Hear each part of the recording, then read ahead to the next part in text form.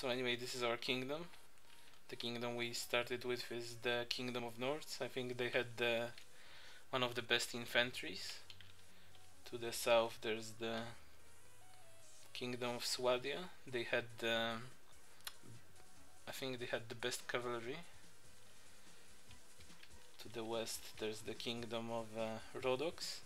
I don't remember what they had. I think it was either archers or spearmen.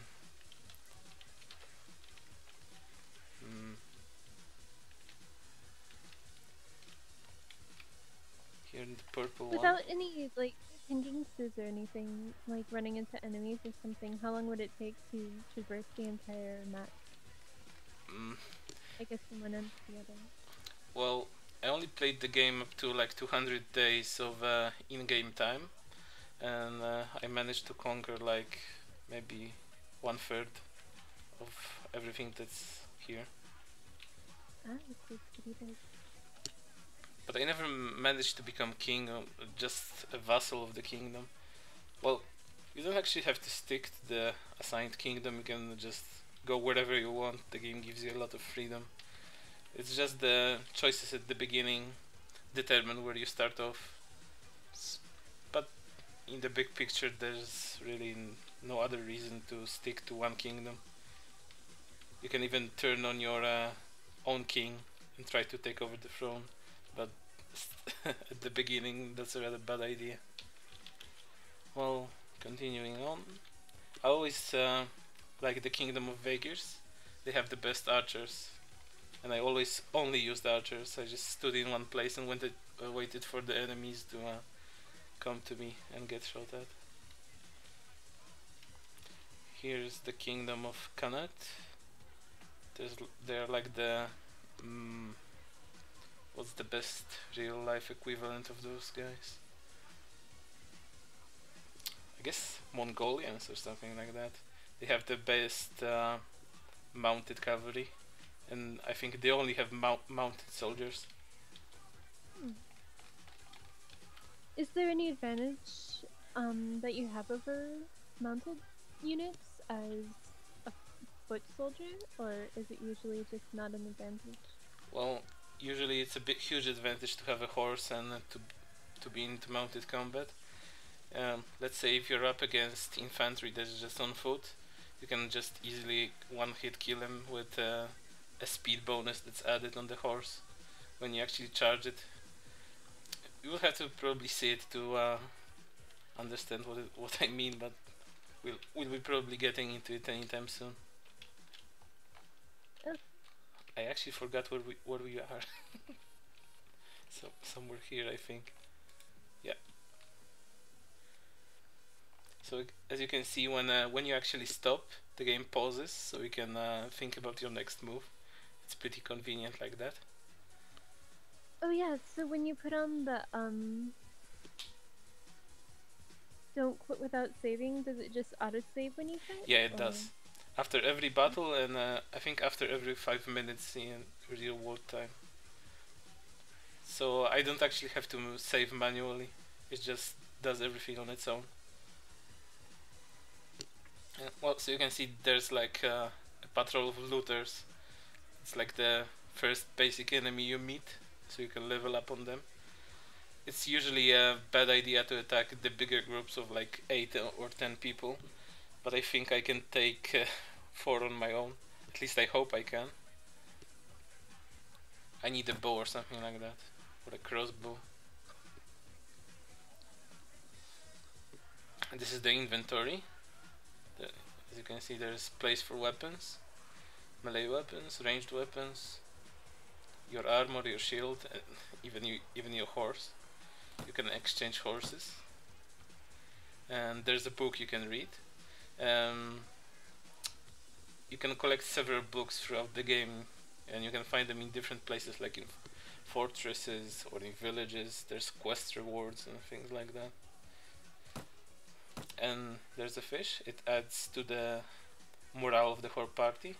Well, at this point we don't actually have any soldiers, so it's a bit useless. But as we actually get more people to join our cause, we will need to stock up on food so we can keep the morale high. I think we should attack something because it's just a game of stats at this point without any battles. Some of these parts are voiced and are quite hilarious. I don't know there was voice chat.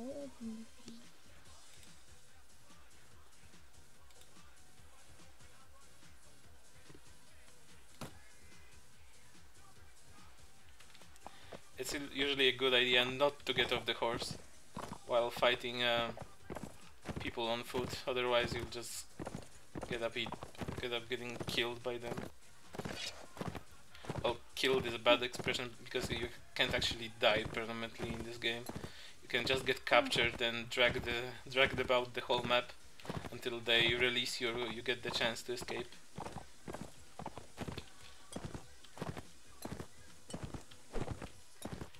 That's kind of inconvenient. Well, the first guy just throws rocks at you, but it's not that hard.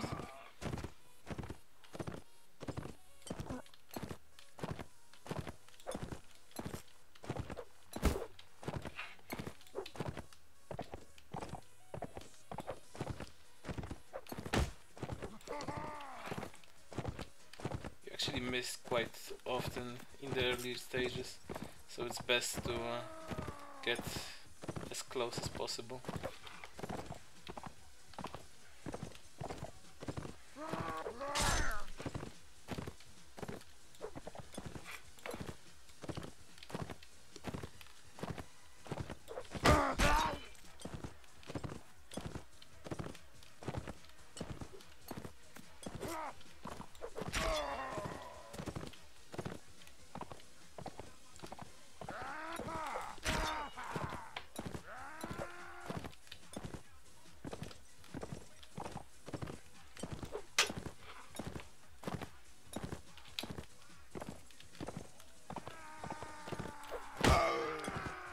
Well, that's how it looks when you are defeated.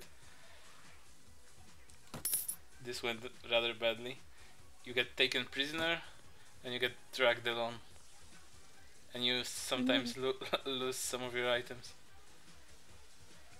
I don't really want to reduce the difficulty since on easier it's just too easy.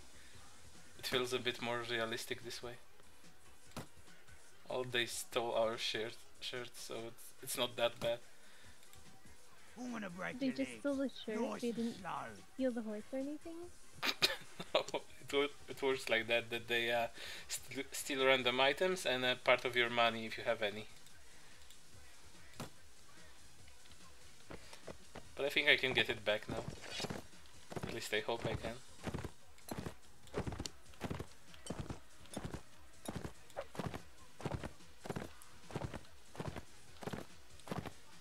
It's a bit hard to focus on battle when you want to tell something interesting, but there's nothing interesting to say.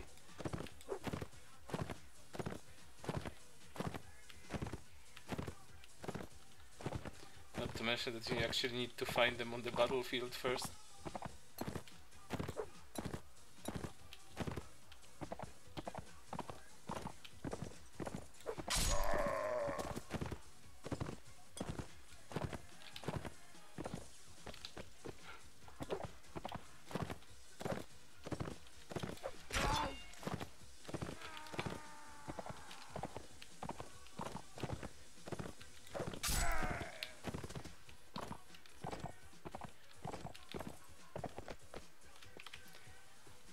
And this is what happens when you win. You can get their things. Or you can get your things back, like our shirt. And when you win a battle, you share experience with your whole party. If you actually have any soldiers under you. I think we should go to the first village. In each of the villages you can recruit volunteers to join your cause. Depending on your standing with a faction, you can get more soldiers from every village, like every 2 days, I think. At this point we can only have one. You can also buy supplies from the village if we need to do it, or we can just go to the village center and ask people around.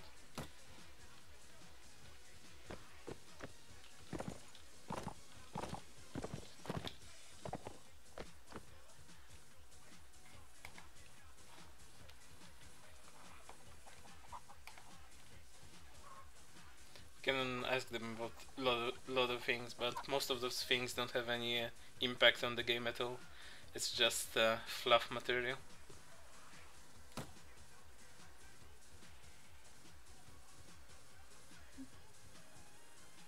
Most of the Ask time. me what the latest rumor is. Oh yeah.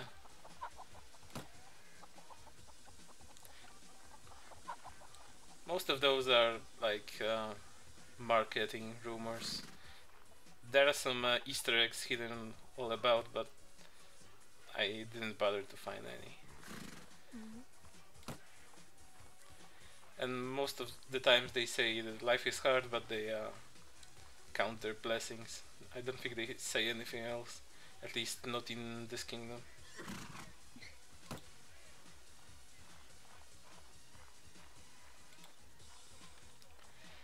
Most of the villagers say the same things, but there's one special villager called the village elder, and he gives quests.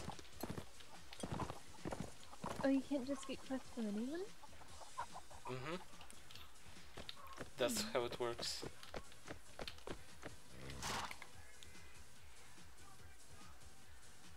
Oh, you can also buy supplies from him. You can buy cattle and sell them off to a king or to other villages. You can buy food. What happens if you knock him unconscious? I don't think you can.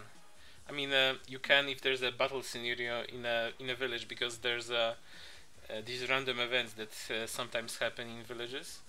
There's like a bandit attack, enemy army attack, or simply the villagers go mad and try to attack you. It's some kind of illness, I think. I didn't actually